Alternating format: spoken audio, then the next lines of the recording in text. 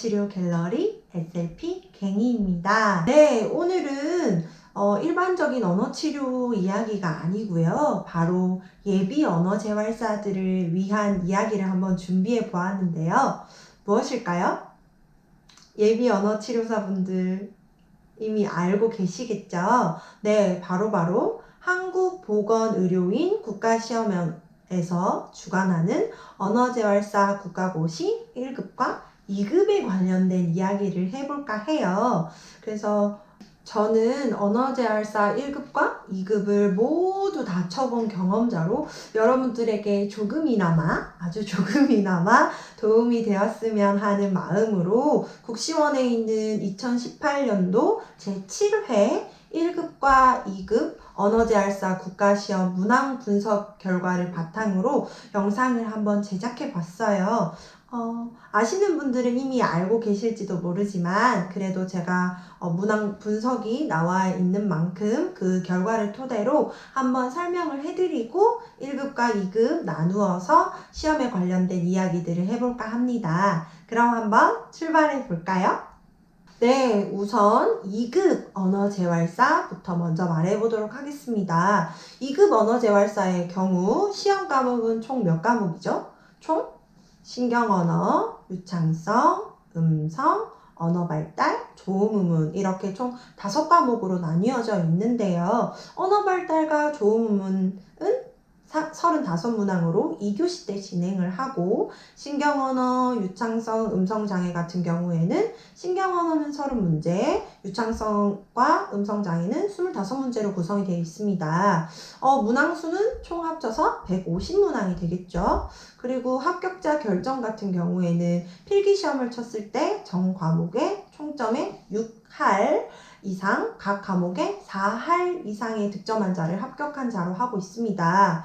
자, 그럼 이렇게만 이야기해서는 좀 어려울 것 같아서 한번 문항수로 정리를 해봤어요. 쉽게 정리를 해서 총점은 90점 이상, 언발, 조음은 14개 이상 맞춰야 하고요. 그리고 유창성과 음성은 10개 이상, 신경언어장애는 12개 이상을 맞춰야 과락을 면할 수 있습니다. 과락을 면한다고 해서 무조건 합격하는 건 아니죠.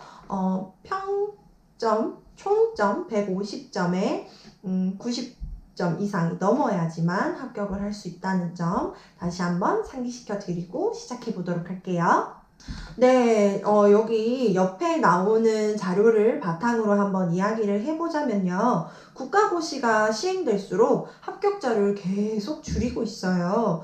2017년도 6회까지만 하더라도 80%까지 유지를 하다가 작년 2018년도 7회 때는 드디어 이제 80%가 깨지게 되는데요. 80%가 깨지면서부터 바로 74%대로 떨어졌죠. 여러분, 이렇게 된다면 앞으로 내후년, 그 후년에는 더 합격률이 떨어질 수 있어요. 그래서 올해 웬만하면 꼭 붙을 수 있도록 여러분 열심히 노력하셔야 합니다.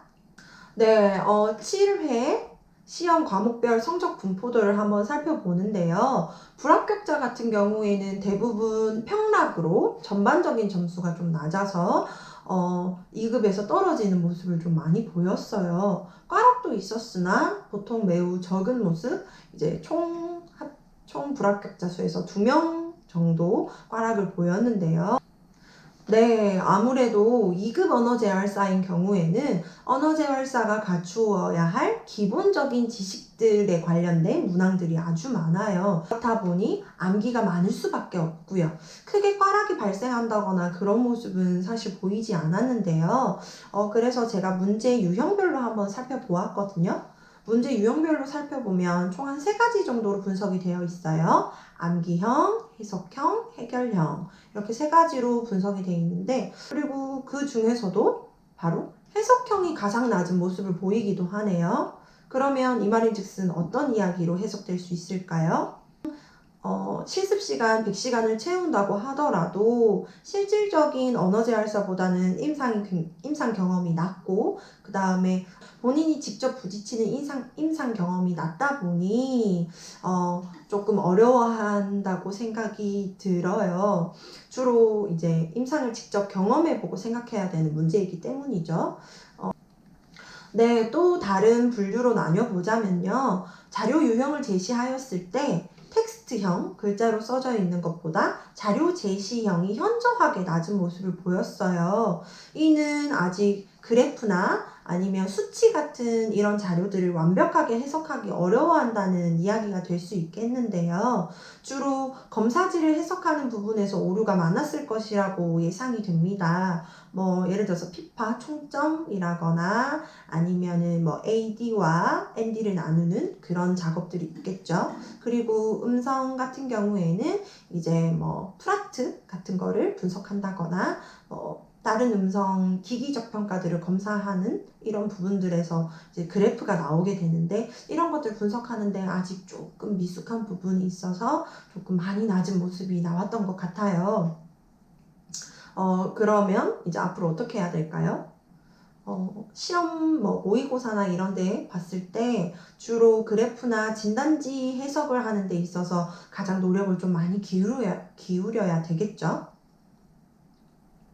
그리고 또 자세한 내용은 2급 국시를 위해서 영상을 또 제작할 테니까 궁금한 점이 있으시면 언제든 2급 언어재활사 준비 중이라고 말씀을 해주신 후 댓글이나 다이렉트 메시지 또한 메일을 보내주시면 제가 본인이 약한 부분이나 아니면 댓글에 남겨진 부분들, 그런 부분들을 한번 읽어보고 제가 한번 단단하게 잘 준비를 해보도록 하겠습니다.